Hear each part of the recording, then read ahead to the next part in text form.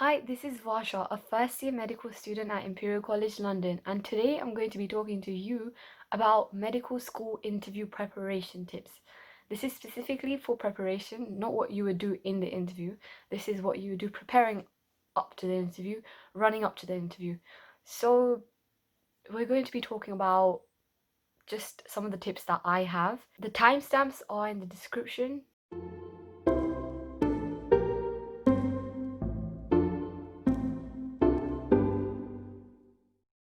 Tip number one, prepare for the common questions.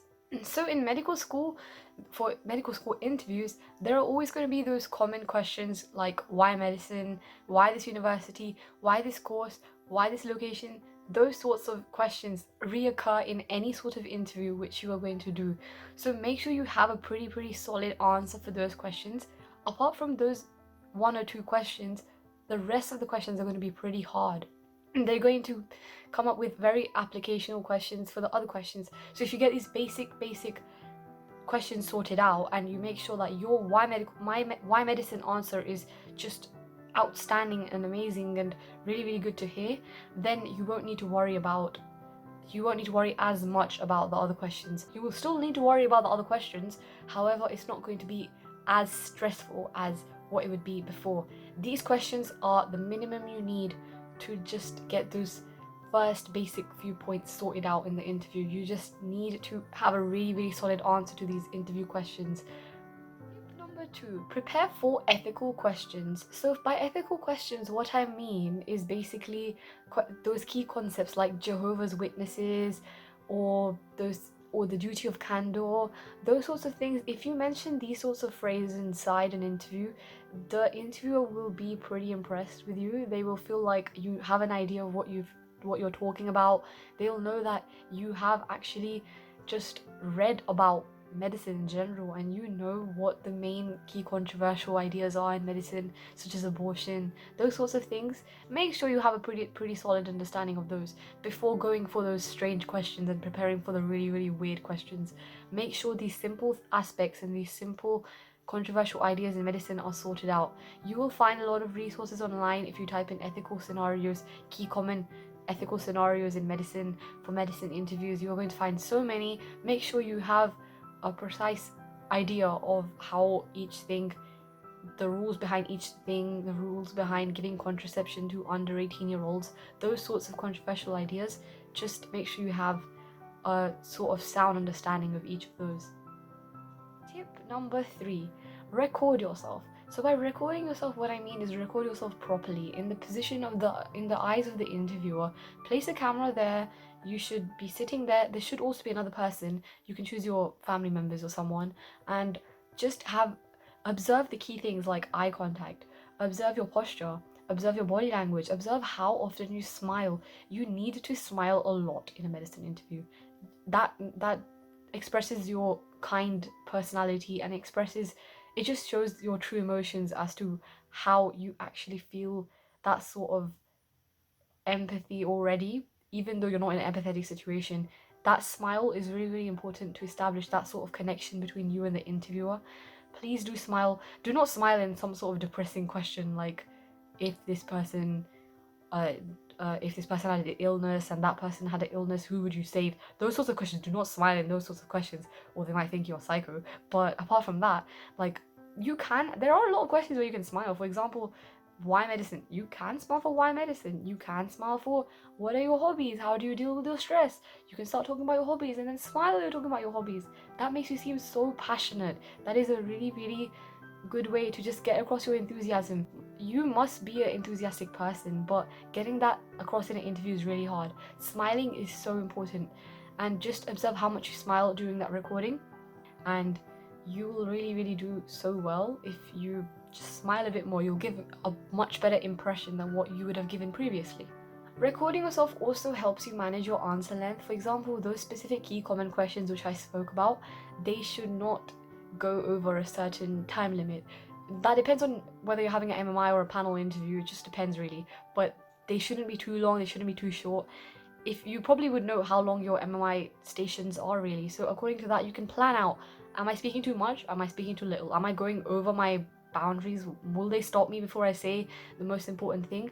Prioritize your answers in terms of what is the most important reasons. For example, for why medicine, say the most important reason why you want to do medicine first. So just in case your answer becomes too long and the interviewer cuts you, you still have your main key ideas there and you do not miss anything important, any of your important personal things which you wanted to share, or any of your personal reasons which you felt like was one of the main reasons. So recording yourself helps you keep in that time limit and that time frame, which is really important.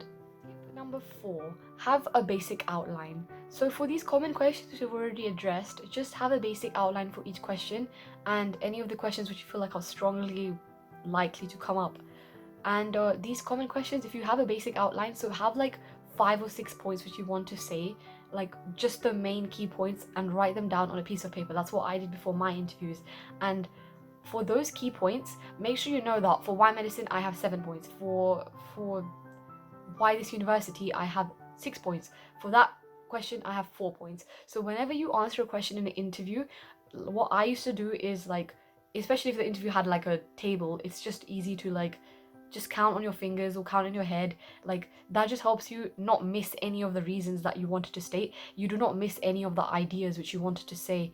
So keep a sort of numbered count of what you should say in each question. Then you can expand on each of those points during your interviews and during your preparation as well. You just need to make sure you can talk around that point, but do not script the whole point that you write down. Just have 4 basic key sentences or 5 basic key sentences and talk around them. Do not talk scripted for each specific point. Talk around each of those bullet points and you should be fine. Tip number 5, practice with teachers and parents.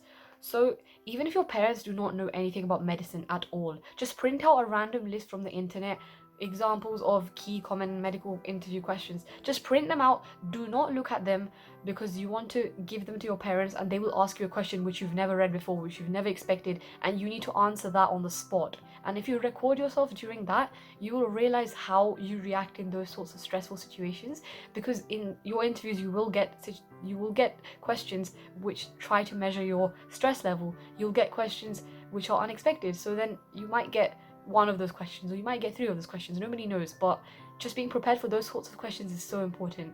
So you will know how you deal under pressure, and if that ability needs to be improved, make sure you do let your parents interview you. Make sure you do let your teachers interview you. Your teachers might have more knowledge about the subject or applying to medicine in general, so that's good, but please make sure your parents interview as well, because parents are usually the people who we're most scared around and we might not be able to talk to them.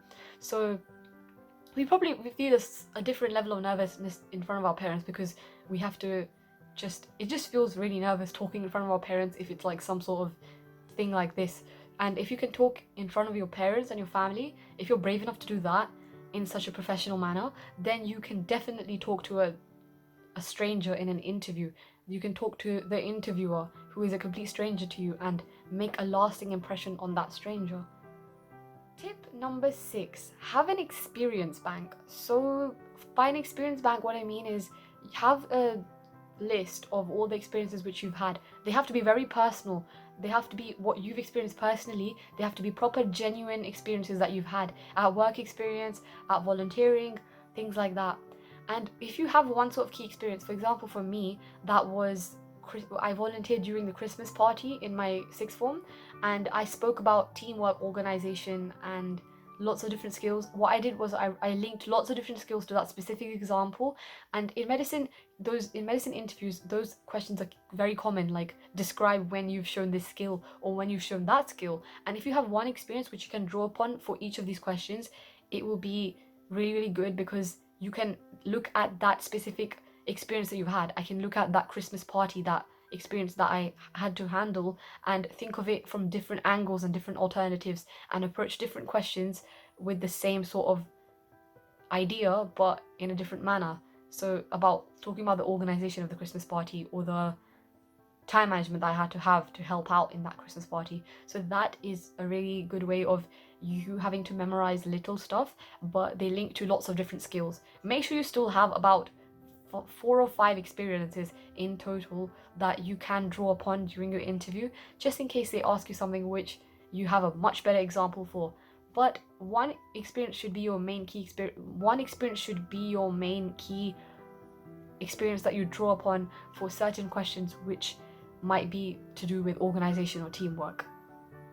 Number 7, use other people's praises. So it's really hard to come across as not being self-arrogant when you're talking about yourself or your experiences or the skills you have in medical interviews, but you can do that in one way. You can do that by talking about what other people have said about you in the past. For example, if I talk about a society which I've led in sixth form, I can talk about how the teacher said to me at the end of that PowerPoint which I gave to the year 12 students that it was a really good informative PowerPoint, and they just gave me a lot of good feedback about how my personality is really I have that leadership quality, or I have that communication ability, and I can put myself forward. I'm pretty confident.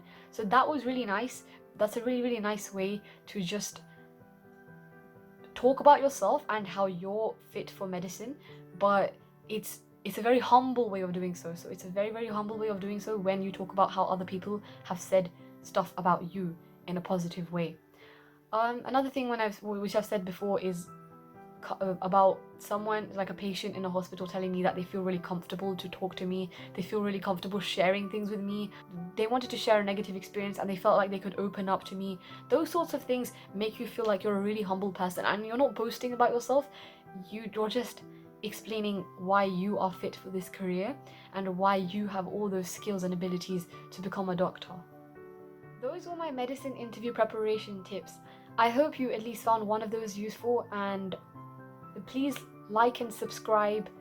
It will be really helpful if you subscribe, and that will help me share this content with more people and encourage me to make more videos in the future.